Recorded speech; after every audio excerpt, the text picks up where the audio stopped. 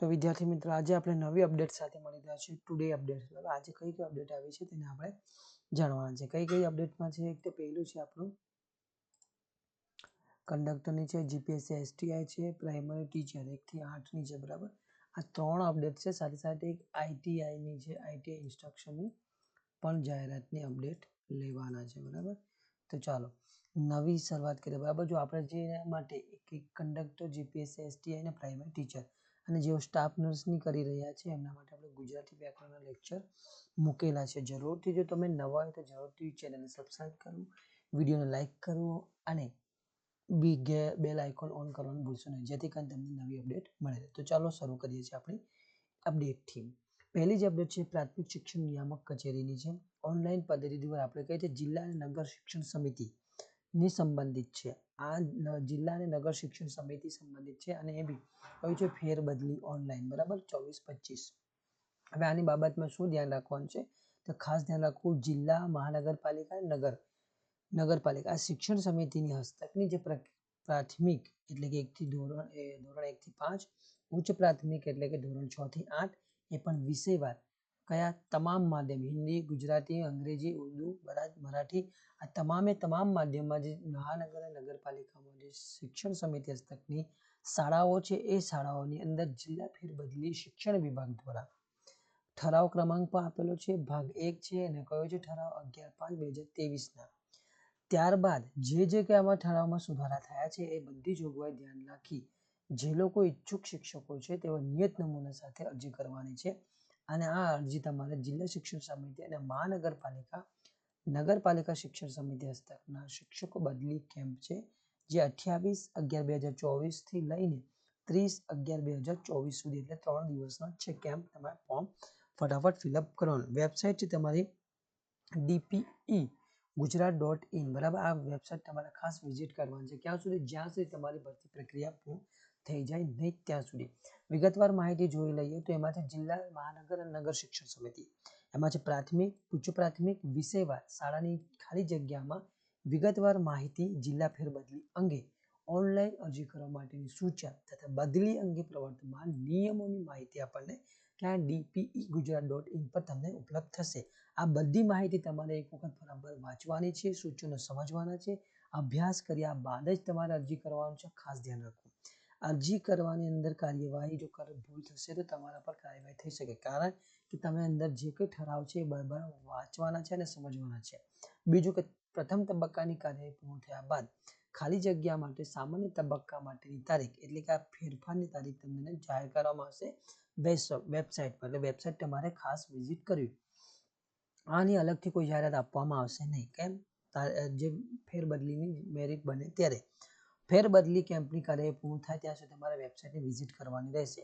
જે તે સંબંધિત જિલ્લા, મહાનગર, નગર શિક્ષણ સમિતિમાં તમામ માધ્યમવાર વિભાગ કે વિષય મુજબ અગ્રતા અને શ્રેયાંતાની જગ્યા ખાલી હશે ત્યાં જ જિલ્લા ફેરબદલી માટે અરજી કરી શકાશે. એ ખાસ ધ્યાન રાખવાનું છે.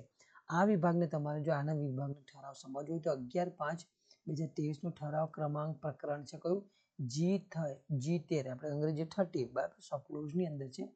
જિલ્લા ફેરબદલીના હુકમની સંજોગોમાં આ કોઈ પણ રીતે રદ કરવામાં આવશે નહીં. આ હતી આપણે પ્રાથમિક શિક્ષણ નિયામક કચેરીની કઈ જિલ્લા ફેરબદલી ઓનલાઈન ભરતી પ્રક્રિયાની અપડેટ. બરાબર, તો આ તમને જરૂરથી તમે નવા હોય તો લાઈક કરો, શેર કરો અને તમારે લાગતા વળગતા હોય તો જરૂર તેમને શેર કરશો. ત્યાર પછી છે એસટીઆઈ એટલે જીપીએસસી છે, ગુજરાત જાહેર સેવા આયોગ. આ 28 નંબરની ક્રમાંકની જાહેરાત છે જે જિલ્લા વેરા નિરીક્ષક છે વર્ગ 3ની પ્રાથમિક કસોટી આપણી 22/12/2024 ના રોજ છે. આની માટે પરીક્ષામાં આપવા માટે તમારે સંમતિપત્રક ભરવાનું છે. એ સંમતિપત્રક તમારે ભરવાનું છે 25/11/2024 થી લઈને 2/12 સુધી તમે ભરી શકશો. આ સંમતિપત્રક કોઈ બીજી જ માધ્યમથી ચાલશે નહીં. તમારો ઓજસ gpsc.gujarat.gov પર તમારે જઈને ભરવાનું રહેશે.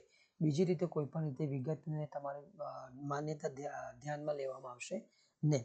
આયોગની વિવિધ ભરતીમાં ભાગ લેતા ઉમેદવારોને સ્થાયી સૂચનો આપેલા જે તમારે અબ પરિશિષ્ટ બ અને પરિશિષ્ટ ક એ આપેલું હોય છે. તમારે ખાસ એને વાંચવાનું છે અને સમજવાનું છે અને સાથે પણ રાખવાનું છે. ત્યાર પછી છે કંડક્ટરની કક્ષાની જે OMR અને MCQ પદ્ધતિથી જે પરીક્ષા લેવાના છે. જાહેરાત ક્રમાંક છે 32 નંબરની 2022-23ની જાહેરાત છે.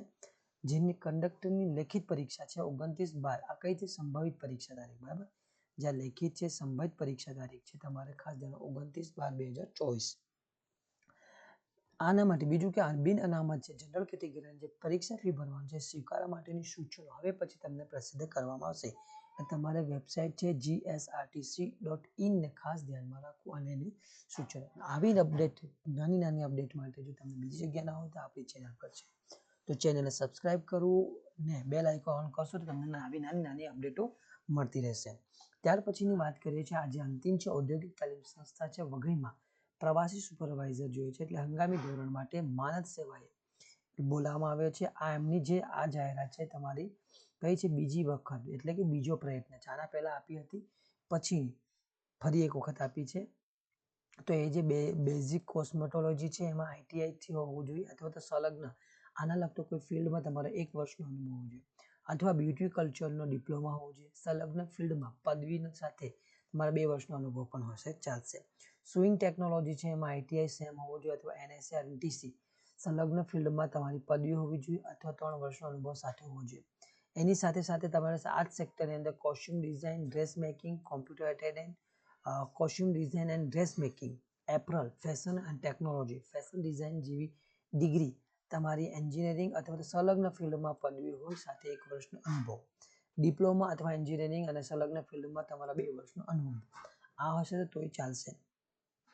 હવે બીજું કે આમાં માનદ વેતનની શું વાત છે? પ્રવાસી આ છે પીરિયડ તમારો પીરિયડ દીઠ હશે તમને 90 રૂપિયા પર પીરિયડ એટલે કે એક પીરિયડના તમારે 90 રૂપિયા લેખે ગણવામાં આવશે. 6 કલાકનું મહત્તમ માનદ વેતન તમને 540 આપવામાં આવશે અને માસિક તમને 14,400. આનાથી વધુ ચૂકવી શકાવામાં આવશે નહીં. જે ધારાધોરણ છે એ NCVT હશે, GCVT દ્વારા નિયત કરેલ છે એ તમને ટ્રેડના સિલેબસ મુજબ ખાતાના પ્રવર્તમાન સંપૂર્ણ પ્રક્રિયાને અનુસરવામાં આવશે અને CITC પાસ ઉમેદવારોના મેરિટને ધ્યાનમાં લેવામાં પણ આવશે. આમાં ખાસ ધ્યાન કે સુપરવાઇઝર તરીકે જો ઉમેદવાર કોઈ અન્ય સેવા વિષયક હક દાવો રહેશે નહીં. એના માટે એટલે તમે પાછળથી કોઈ હક દાવો નહીં કરો એના માટે તમારે લેખિત બાંયધરી પત્રક આપવાનું પણ રહેશે. અરજી સ્વીકારવાની છેલ્લી તારીખ છે 2/12/2024. આ મુજબની પ્રમાણપત્રની ચકાસણીની તારીખ છે 3/12/2024. સરનામું છે તમારે ખાસ નોંધી લેવાનું છે ઔદ્યોગિક તાલીમ સંસ્થા વઘઈ રેફરલ હોસ્પિટલ પાસે વઘઈ ડાંગ 39 47 30 બરાબર. આટલી જગ્યાએ તમારે ધ્યાન રાખવાનું છે. 8/10/2024 સ્વદેશમાં બીજી વખત જાહેરાત આવી છે આના પહેલા આવી ગઈ હતી બરાબર. તો જરૂરથી આપણે વિડીયો ગમે તો લાઈક કરો, શેર કરો અને સબસ્ક્રાઈબ કરવાનું ભૂલશો નહીં. જેને પણ જાહેરાત લાગતા વળગતા તમારા ફેમિલી ફ્રેન્ડ સર્કલ હોય તો તેને જરૂરથી શેર કરશો અને એમને પણ કહેશો કે આવી નાની અપડેટ માટે આપણી ચેનલને સબસ્ક્રાઈબ કરી લે.